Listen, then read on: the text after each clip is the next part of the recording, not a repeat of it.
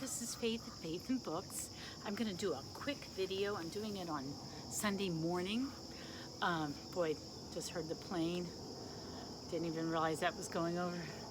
Anyway, and you'll probably hear chickens. But I'm hiding from the 4-year-old because I tried to do this video earlier and he came up and interrupted me. So now I'm trying to squeeze it in before the rest of the day starts. But I'm going to do 2 tags, and I'm front loading them because this week is going to be busy.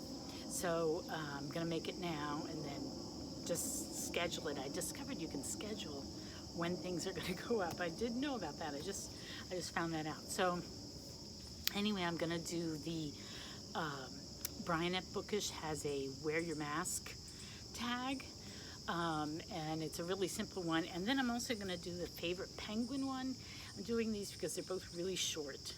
And so the first one, hashtag wear your mask, is an attempt to remind people to wear their masks. And I'm all for wearing masks. I have a ex-brother-in-law who just passed away from COVID. He was married to my sister for 17 years. Yeah, and he just died just about 6 weeks ago. And then I have a nephew who was ill for 3 months. He didn't have to go to the hospital, but he was really, really ill, had an inhaler for 3 months with COVID. So that was really hard. So I'm a big believer in masks. I'm in an area of my state where it's especially bad. To everyone's credit here, most people wear masks when they go out. So it hasn't been the issue that maybe Brian noticed when he went out in Texas. But here in Northern Virginia, people do tend to wear their masks. So anyway, his question was, and I should have looked it up, because now I don't remember exactly what the tag question was, but I think it was just name 3 books where somebody's wearing a mask. A mask is involved. Or if you couldn't think of that, whether somebody was pretending to be something they weren't, something like that, which I think sort of had a negative connotation. I think, wearing masks for COVID is a good thing, right? It's not a bad thing, but it's not deception. So I don't know. But anyway, I thought of 3 books. The first book I thought of was The Princess Bride. And I actually can't remember in the book whether they talk specifically about the Dread Pirate Roberts wearing a mask, but he must have, because Buttercup didn't recognize him, right? And that's how they got the succession of pirates, right? Because it wasn't just one person. Whoever became the captain of the pirate ship Revenge would be called the Dread Captain, or the Dread Pirate Roberts. And I love that movie. I saw the movie many times before I read the book. I did not like the book so much because it had this overlay of this guy in all Hollywood, this kind of jaded modern guy trying to, writing the story down or something. I didn't like that story going on top of it. I thought it kind of ruined the fairy tale. But anyway, the Dread Pirate Roberts had a mask, and he needed that mask for the plot to work, to get Buttercup not to recognize him. It's always really unrealistic in these books with these masks that supposedly, conceal your identity to the person who's in love with you or knows you the best. But anyway, you have to sort of suspend your disbelief. But anyway, the Princess Bride, that's one book, and I got it somewhere in the house, but I didn't go looking for it. And then the second one is The Man in the Iron Mask. And who wrote that? Who wrote that? Was it, oh my gosh, the name just slipped out of my head. Was it the same guy who wrote, oh my gosh, I'm going, like The Three Musketeers? Well, anyway, I remember reading The Man in the Iron Mask way back, I think when I was in high school.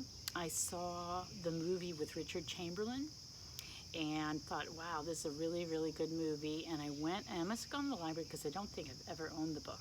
And I remember reading it. So, The Man in the Iron Mask. And then the third book is this one. One of my favorite authors is Georgette Hare.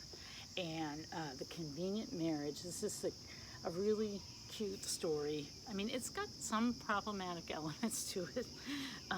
But it's about this young girl Horatia, they call her Hori, which is a horrible nickname, Winwood, and she steps in for her sister. Her sister, her family is this,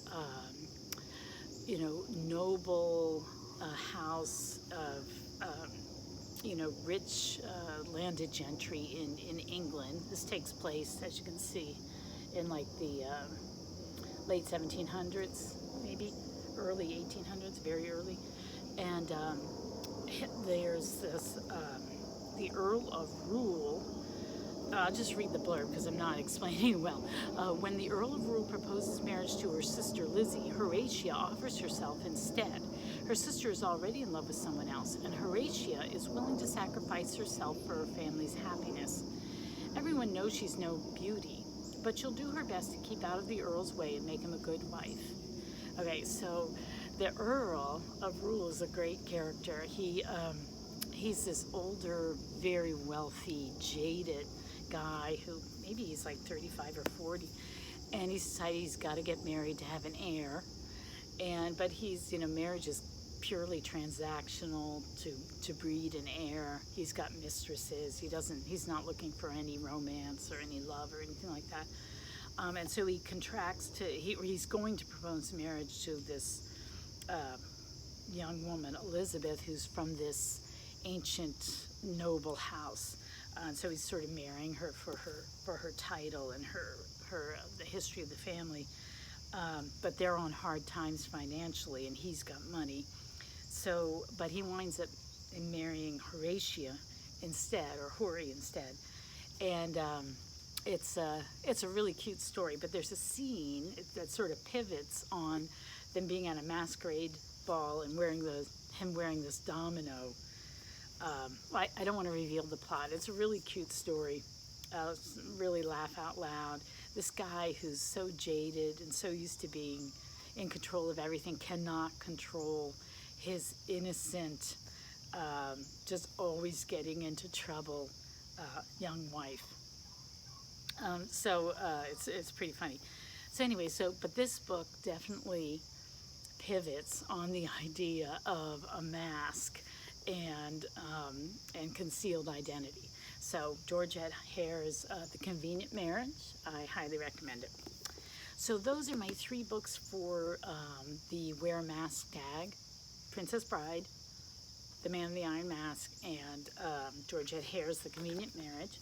And then the favorite penguin tag, and I don't even know, I'm so out of the loop when it comes to a lot of booktube, what's going on in the booktube world. I really apologize. But I saw it at Sean Steadfast. He was talking about his favorite penguin, which was Herodotus. But I feel kind of outclassed by the penguin,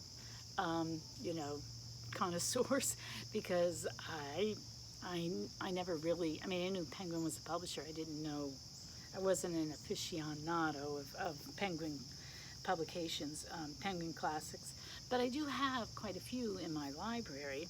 So I looked through them, and I've read a number of them, but the one that I've read over and over again is this one. So I'm going to say it's my favorite Penguin classic, and it's Elizabeth Gaskell's Mary Barton. So that's my favorite. It's a really good story. It's kind of a mystery. It's kind of slow at the start, but then it gets, then it picks up. It becomes quite interesting, kind of gripping. And what I love is that it's a peek into the working class life of the early Industrial Revolution from the working point of view. So I find it interesting on that level, as well as a story. It's both a romance and a mystery. So anyway, so this would be my favorite penguin. All right, so that is it for me. And I'm going to put this up on Tuesday morning, so I have a Tuesday tag going. And I wish you all well, and take care. Bye-bye.